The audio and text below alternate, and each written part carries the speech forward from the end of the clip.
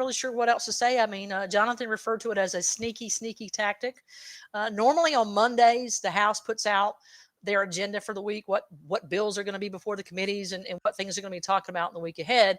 But this particular week, they omitted, and you can see this just came to me this morning, and this is highlighted at the bottom. They omitted a very important piece of legislation that was going to be discussed, and it's a House Bill 4066. It is sponsored by Brandon Newton, and it is called the State Party Convention Size and Apportionment and the Discouraging Primary Election Challenges. So we are having a lot of questions and issues about our state party and the way that it's running. She's now joining us. I'm going to go ahead and bring Miss Ellie Moore on. She is with Palmetto Judicial Watch. Good morning. Good morning. Elena, how are you doing? I'm doing well. Well, great. Elena, I was just going to kind of do a quick synopsis, if you will, of this bill that Jonathan sent to us, and then I'm gonna let you kind of just tell us what you know about it. And I know your work is pretty much in following all of these different laws and bills as they come forward in the House and the Senate. So we're talking specifically about House Bill 4066, presented by Brandon Newton.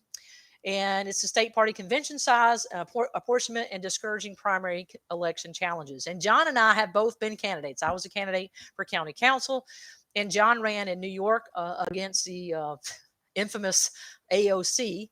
And neither of us were successful, but we both took away valuable lessons. And so this is something that certainly interests us as having been in the campaign mode, if you will. So this bill caps the number of delegates at the state party convention.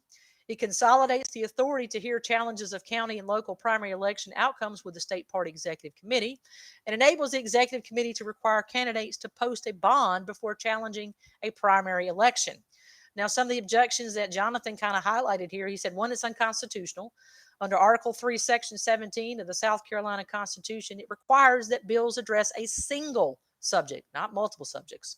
This bill addresses two unrelated subjects, one being the state party convention delegate numbers and apportionment, which is under Title 7, Chapter 9, and the other is procedures for contesting a state party primary, which is Title 7, Chapter 17. He said separate bills should have been introduced or needs to be divided so that you have either strike Section 1 or you strike Sections 2 through 5.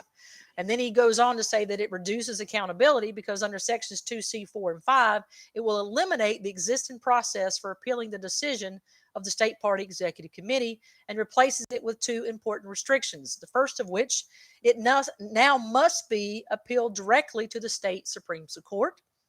And number two, the state Supreme Court may not consider any information outside of the minutes of the executive committee's election contest hearing, which puts the decision on who decides what evidence can be considered by the judges in the hands of the party secretary and the executive committee, effectively giving the party the ability to sabotage any realistic chance that a candidate may have for a successful appeal. I just want to pause really quickly and say that we recently here in Horry County had some things taken before a magistrate judge, and there were multiple questions asked about the number and the quorum, if there was a 2/3 quorum, whether they had quorum or not. And the secretary that they had appointed for that meeting she was present, but she was not called upon to share that information. And when asked by the supposed chairman what was the quorum and what was the number, his response was steadily, I don't recall. So what's going to happen if we get to a situation where someone wants to appeal and you get a secretary like the one they had at that event who says, well, geez, I don't recall. I didn't write that down. I didn't put those in my minutes. Seems like a big problem. And then he goes on to kind of say, the intent of this seems clearly to be to stop all primary challenges, because the last thing it does, and I know this would have curtailed a lot of people in this area that did have some challenges in the primary, and you and I talked about this on the phone, it raises taxes because Section 2B allows the state party executive committee to require candidates who challenge the outcome of a state primary election to post a $5,000 bond, which is refundable if they win, but not if they lose. So this is, in his opinion, an unreasonable form of taxation. So, Ms. Moore, what do you think? I think there's a lot of things covered in this bill, and the the hearing actually happened this morning. It Yeah, of started at 9 a.m. and Chairman Drew McKissick spoke in favor of the bill course he and did. some notes. And we can definitely go over those with the bill pertaining to the bill. I think that they're definitely taking care of, it seems, of deterring primary hearings. And that is on both sides of the party lines. This is for both state parties, both Democrat and Republican. But in here, there were multiple challenges that happened in the 2022 primaries.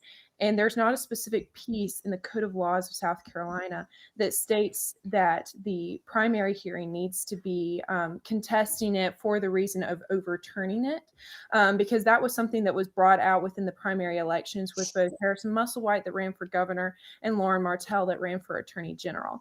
During those hearings, they were limited to 20 minutes to provide evidence of fraud over a statewide election.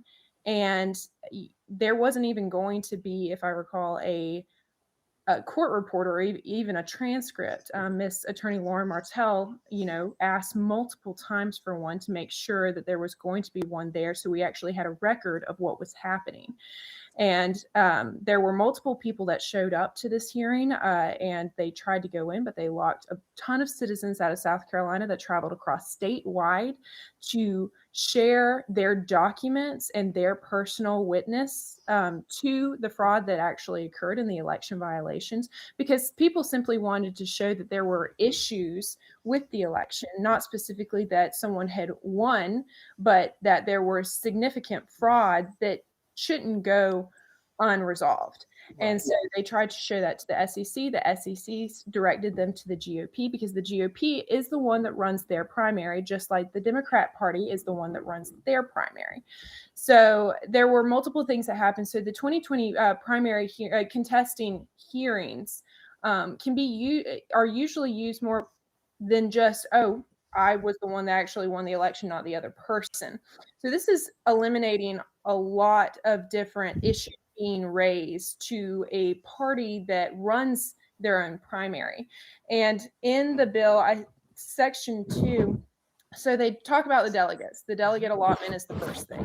And you went over that a little bit, that talks about how they're just downsizing and limiting the amount of delegates that can happen, because currently state party delegates are based off of the population within that county. Right.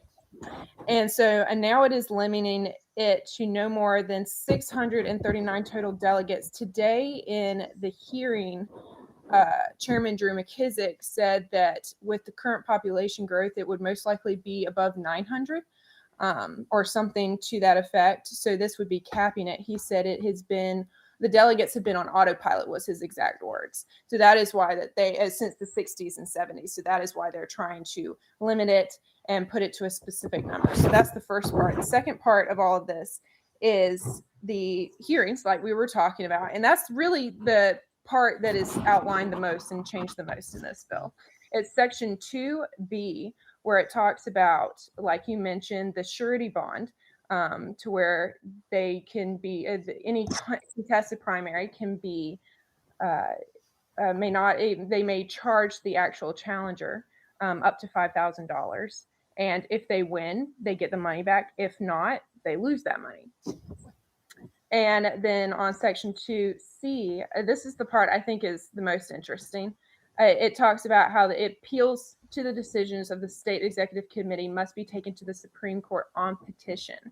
And so the state Supreme Court will first have to choose to hear the case.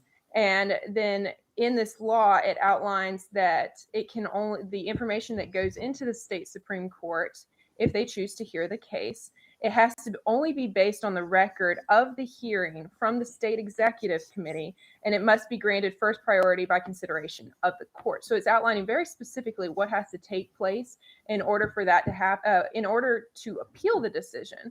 And even if you get the appeals, you can only bring in the information that came in at the hearing that took place at the contest. And I think it's really important to point out that part, because within the hearings of Harrison Musselwhite and Lauren Martell and a few other county level people that ran, they were only given 20 minutes to provide their case. There were over 50 individuals that showed up to testify what they saw, what they experienced. There was even, computer experts there to talk and show of the malfeasance that happened within the 2022 election. So this is completely taking away and giving the state executive committee the decision of what they're going to hear, when they're going to hear it, how they're going to hear it, and which parts of it they're going to hear.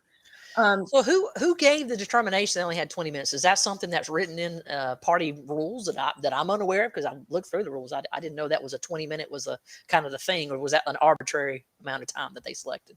So within the bylaws, they can, I know specifically within the GOP bylaws, it gives a lot of the power to the chairman. In the code of laws, it gives a good amount of the power to the chairman as well. Yeah. So it leaves it up to the chairman's discretion. And Chair Drew McKissick was the one that stated it was going to be a 20-minute limit. So folks, you just heard it. Our own chair, Drew McKissick, limited the amount of time these folks had to actually share their experience at the voting polls to 20 minutes, even though they've driven from all parts of the states, experts in various fields, true voters who had actual I don't know, nefarious, malfeasance, whatever you want to call it, occur in the process when they went to vote, simply wanting to come and share their experiences. And I love what you said, Ms. Moore. This should be something that we absolutely want to fix. It's not that they were pursuing this because they had some hope that the outcome of the election was going to be changed. It was simply for them to say, listen, we've got problems in our election process. We need to fix this so that in the future, this doesn't lead to the need for a overturning of an election. Is that correct? Absolutely. That was the biggest point of it. And both Harrison and Lauren said that multiple times within their hearing, because it kept coming back to, oh, you're just trying to overturn your election. And the executive committee men were the ones, questioning and were very coming forward with is saying that, well, they're trying to, overturn it and you don't have the evidence for it. And multiple times they said, every single time, this is not because we're trying to overturn it. This is because there were major issues with it. And we're just trying to show you what those issues were so they can be fixed and there can be a safe, secure general election. Now, Ms. Moore, how many, go ahead, if I may, how many of the issues, if you know, with Ms. White's election in particular, how many of the issues were because of computerized voting? Was that the big part of it? Were there problems with the computers? Because there's been so many elections where it hasn't been an issue. There's malfeasance, but a lot of it is just